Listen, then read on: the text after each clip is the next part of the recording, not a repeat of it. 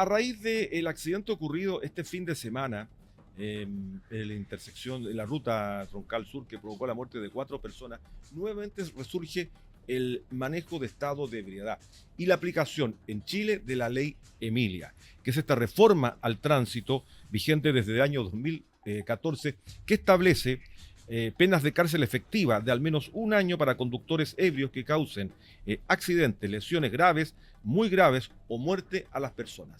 Queremos nuevamente retomar la importancia de la ley Emilia, pero mirar también de cómo podemos avanzar en seguridad vial, en cultura vial. Y es por eso que vamos a conversar ahora con Carolina Figueroa, que es presidenta de la Fundación Emilia, que ya lleva mucho tiempo justamente trabajando en estas tareas que tienen que ver con la seguridad vial, concientizar a las personas, que no solo aparezcamos en los periodos de alta demanda, alto tránsito, con campañas tal vez todo el año de concientización. Carolina, ¿cómo estás? Muy buenas tardes. Muy bien, muchas gracias por la invitación y por tocar este tema que para nosotros es tan importante. No, lo sé, lo sé. Y para nosotros, luego de lo ocurrido el fin de semana acá en la quinta región, aquí en el Troncal Sur, con el fallecimiento de 4 personas, producto de un chofer en estado de ebriedad que va a ser formalizado mañana en la justicia, nos ha impactado muchísimo y poder retomar estos temas permanentemente, que solo aparecen cuando tenemos largos fines de semana, cuando hay controles de velocidad, cuando hay controles de alcoholismo, cuando deberíamos tenerlo más permanentemente. Como presidenta de la Fundación Emilia, hablemos un poco de qué es lo que falta o cómo podemos crecer en términos de tener una mayor seguridad vial. Yo creo que primero es aumentar la fiscalización, como tú bien lo decías, Ujú. estamos súper acostumbrados a que la fiscalización solamente sea reactiva, vale decir, en periodos del año súper específicos como fiestas patrias. Y aún así, en fiestas patrias no logramos una fiscalización que sea eficaz. Entonces yo creo que primero avance en fiscalización no solamente en materia de velocidad y alcohol, sino que también en el consumo de drogas, que ha habido un aumento en términos de conducción.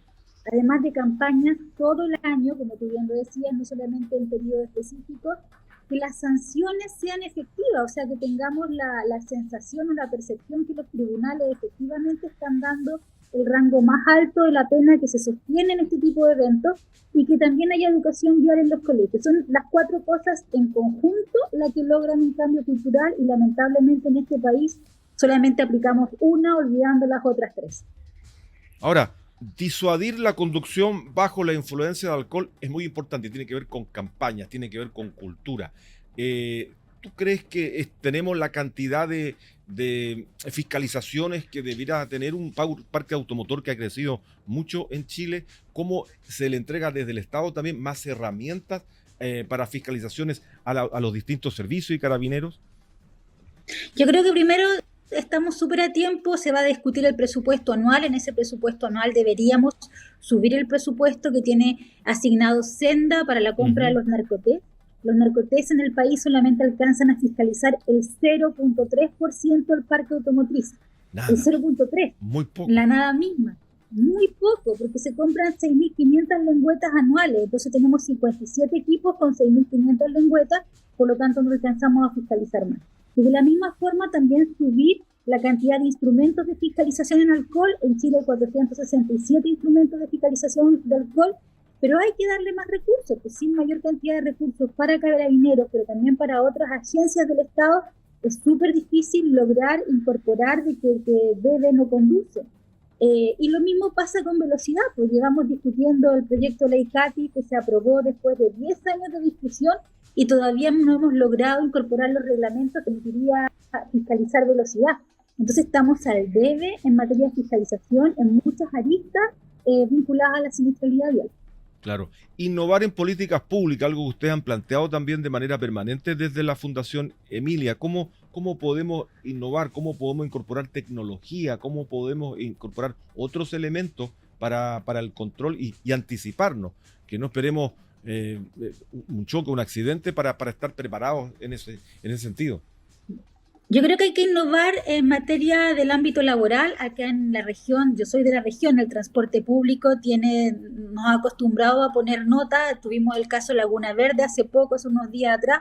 Subí a Entonces, Alessandria ayer también. Sí, innovar en el transporte público en materia de fiscalización, de la misma forma que se hace en la minería, en la cual se invierte en materia de fiscalización, también tendría que ser en el transporte público. Están transportando personas diariamente y por lo tanto tenemos que avanzar en fiscalización. Quiero dejar anotado acá que la ley Alberto, no sé si se acuerdan del caso del estudiante del Liceo Eduardo Lavarra, que falleció hace unos años atrás por un Totalmente. Lo conductor del conversamos transporte la público. semana pasada. Claro. Y la ley Alberto sigue esperando en el Congreso y se presentaron 3 proyectos cuando pasó el caso de Alberto y no ha avanzado nada. Entonces yo creo que innovar en política pública, en tecnología, en instrumentos, en el transporte público, creo que sería un cambio bien interesante que se podría dar en regiones, porque Santiago no es Chile, las regiones necesitan que en el transporte público se invierta en tecnología para la fiscalización y la prevención. Claro. Ahora, volviendo a Ley Emilia, se endurecieron las penas. Se eliminó de alguna manera la impunidad que existía con choferes, conductores que habían causado la muerte de personas. ¿Cómo está hoy día? ¿Cómo ves tú la implementación de Ley Emilia? Estamos a puerta de una formalización muy importante, algo que ocurrió hace pocos días y que ha provocado indignación ciudadana acá en la región. Yo espero que el Tribunal de Garantía mañana dé la prisión preventiva, que es la medida cautelar que me parece que corresponde en este tipo de casos, entendiendo que va a tener sí o sí en la sentencia una prisión efectiva.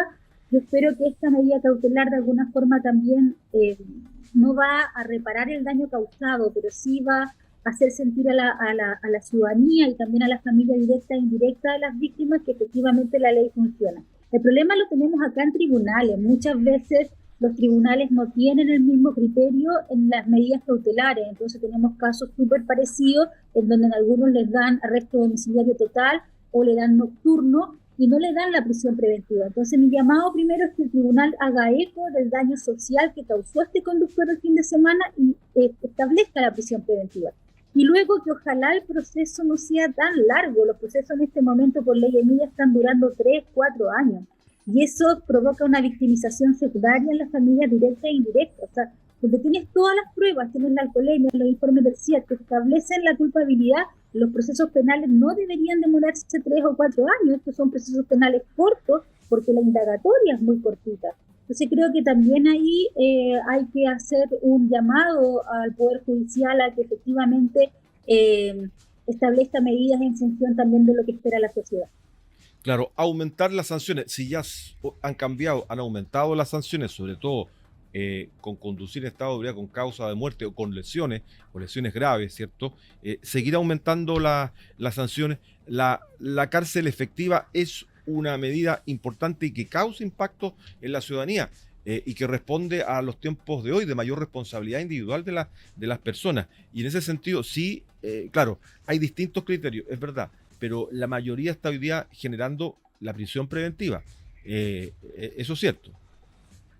Sí, la prisión preventiva hay que decirle a la gente que es un periodo en que el imputado pasa en la cárcel mientras se inicia la investigación o se determina la investigación y que se abona la sanción penal final. Yo creo que ser súper clara con esto porque la gente piensa que está en prisión preventiva y luego la sanción es otra. No, este periodo en prisión preventiva se abona a la sanción final. Y es interesante aclararlo porque a veces también esa percepción de que van a tener como 2 condenas, 2 periodos en cárcel genera mucha frustración en las personas cuando se enteran de que se abonaron los días. Claro. Yo espero que el tribunal efectivamente la dé, que mañana se dé la prisión preventiva. Claro, la condena es una sola, lo que ocurre es que, claro, se abonan los días que pasó en este periodo de investigación o se amplía la investigación, ¿cierto? Y se pide luego las medidas cautelares previstas. Esto ha sido muy impactante de cómo ocurrió y cómo se ha desarrollado. El mismo caso que ocurrió en Santiago, recuerdo una bomba de benzina allí en Ñuñoa, El Salvador, un domingo en la mañana que mató a dos trabajadores. Esos casos son realmente impactantes y son personas que la verdad que con alcohol pierden su juicio, pierden la noción. Y es una irresponsabilidad de marca mayor. Incluso a ese conductor fue grabado, no quería someterse al narcotest. Y ahí hay otro punto, no someterse al alcotest y no someterse a las pruebas y escapar también del lugar agrava la falta. Sí, es un delito aparte, no es que se agrava como un agravante, son delitos aparte. Uno en la conducción bajo estado de ebriedad, que tiene penas que van en un marco 3 años y un día 10, con dos regímenes específicos, y después está la fuga. La fuga tiene penas que van de 3 años y un día a 5, con el año de cárcel efectiva, y negarse a la alcoholemia, al alcoholismo, de lo que sea, también es un delito aparte. Entonces no es un agravante, son delitos aparte que van sumando en relación a la condena, y creo que gente todavía no lo tiene suficientemente claro, así que agradezco la aclaración que hiciste. Porque exactamente, eso es muy importante.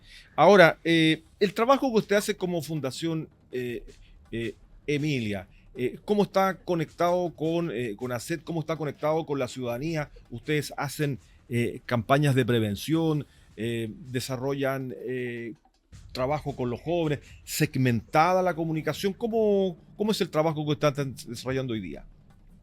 Nosotros hacemos trabajo segmentado porque creemos que la comunicación, para que sea efectiva, tiene que estar en coherencia con los públicos a los cuales queremos llegar. Tenemos un público súper específico al cual queremos traspasar el mensaje, que va de 18 a 29 años, con un sesgo de género, que son hombres en su mayoría los que son en estado de edad, y también un sesgo que tiene que ver con el rango etario entre 40 y 50 años. Entonces, estos años hemos aprendido en diversificar la forma en que comunicamos nuestras campañas. Tenemos campañas de formato anual.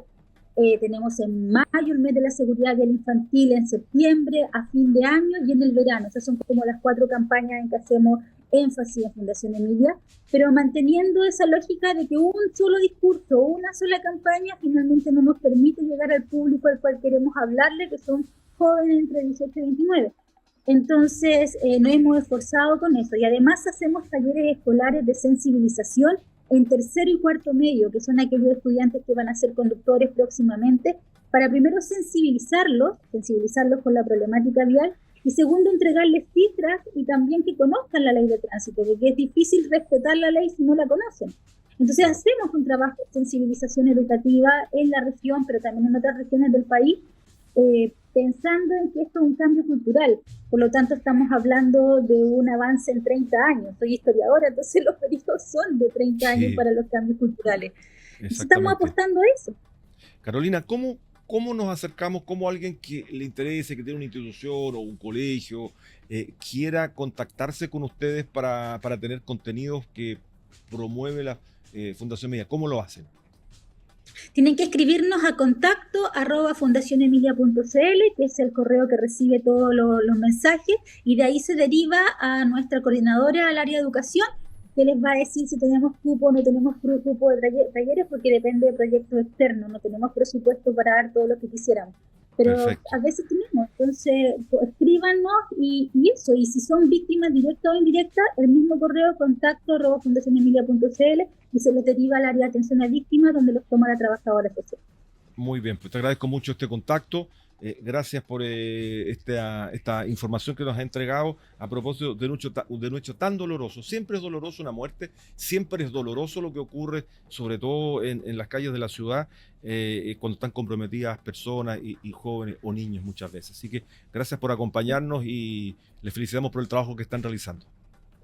Muchas gracias por tu tiempo y gracias por la especialización. Así que un abrazo a todos. Chao, chao. Carolina Figueroa, la presidenta de Fundación Emilia, nos ha acompañado hoy aquí en Pura Noticia APM. Recordar que la Fundación Emilia nace con una experiencia, primero una exigencia ciudadana, segundo una experiencia personal, porque una hija de 9 meses de Carolina que estaba con nosotros, y Benjamín Simba, falleció producto de un accidente de tránsito cuando fue alcanzada su vehículo y falleció su hija. Algo muy lamentable. Y eso fue en el año 2014.